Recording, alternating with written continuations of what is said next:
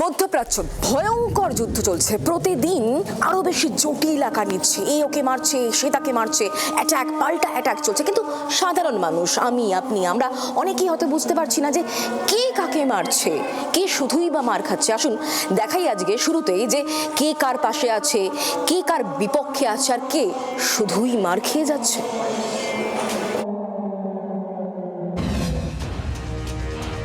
মধ্যপ্রাচ্যের এই যুদ্ধে মূলত ইরানের ওপর হামলা শুরু করে দুই দেশ, ইসরায়েল আর আমেরিকা।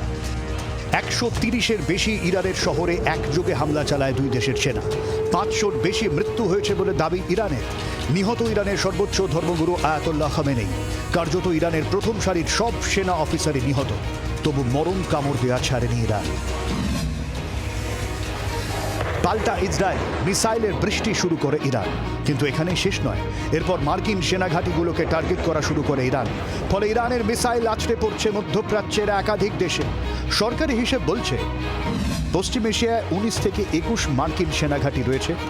11টা দেশে সেনাঘাঁটি রয়েছে আমেরিকা, কাতার, বাহরিন, কুয়েত, সংযুক্ত আরব আমিরশাহী, তুরস্ক, জর্ডান, সৌদি আরব, ইরাক, সিরিয়া, ইসরায়েল আর ওমান। ওমান ছাড়া প্রায় সব দেশে সব মার্কিন সেনাঘাঁটিতে হামলা চালিয়েছে ইরান, যদিও ওমানের ডুকাম বন্দরে আলাদা করে ইরান হামলা চালিয়েছে।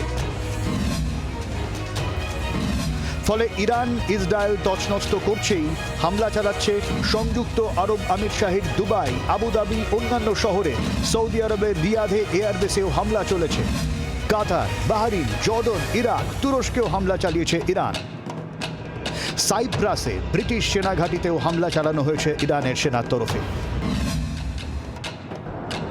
ইরানের পাশে নৈতিকভাবে রয়েছে রাশিয়া এবং চীন, কিন্তু এখনো পর্যন্ত প্রত্যক্ষ যুদ্ধের তারা নেই।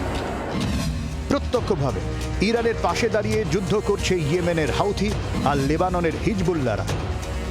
কিন্তু শুধুমাত্র মার্কিন সেনাঘাঁটি আর অন্যান্য কাঠামোয় নয়, সৌদির সর্ববৃহৎ তেল ভান্ডার সংস্থা আরামকোর রাস তানুরা সংশোধনাগারে ড্রোন হামলা চালায় ইরান।